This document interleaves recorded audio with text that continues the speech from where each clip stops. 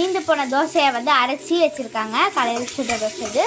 இப்போ வந்து கடுகு, கடலைப்பருப்பு, வெங்காயம் போட்டிருக்காங்க. இதை வச்சு ஒரு ஸ்நாக்ஸ் செய்ய போகிறாங்க.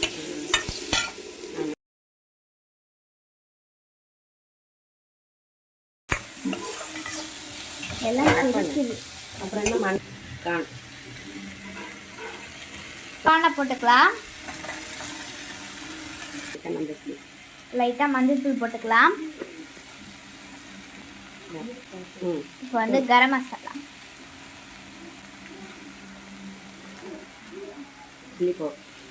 சில்லி பவுடர் போட்டுக்கலாம். கொஞ்சம் இதுக்கு மட்டும் சால்ட்டு போட்டுக்கலாம். 2 நிமிஷம் மூடி வச்சு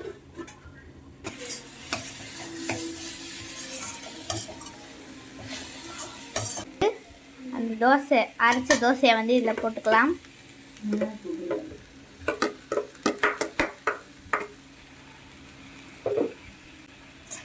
மிக்ஸ் பண்ணிக்கலாம்.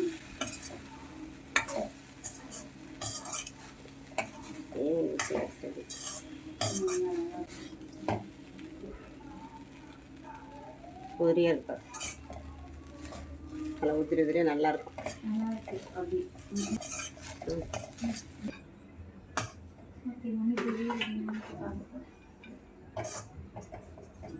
இப்போ ஈவினிங் ஸ்நாக்ஸ் ரெடி. தோசை கிச்சடியா? இதே மாதிரி நம்ம வந்து அவல் ஊற வச்சு கூட பண்ணலாம். இதில் போட்டால் தோசை பதில் அவலை ஊற வச்சு வந்து இந்த ஸ்நாக்ஸை வந்து ட்ரை பண்ணி பார்க்கலாம்.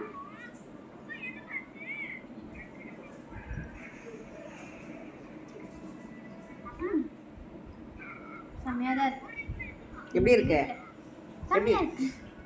நீங்கள் வீட்டில் ட்ரை பண்ணி பாருங்கள். சூப்பராக இருக்குது.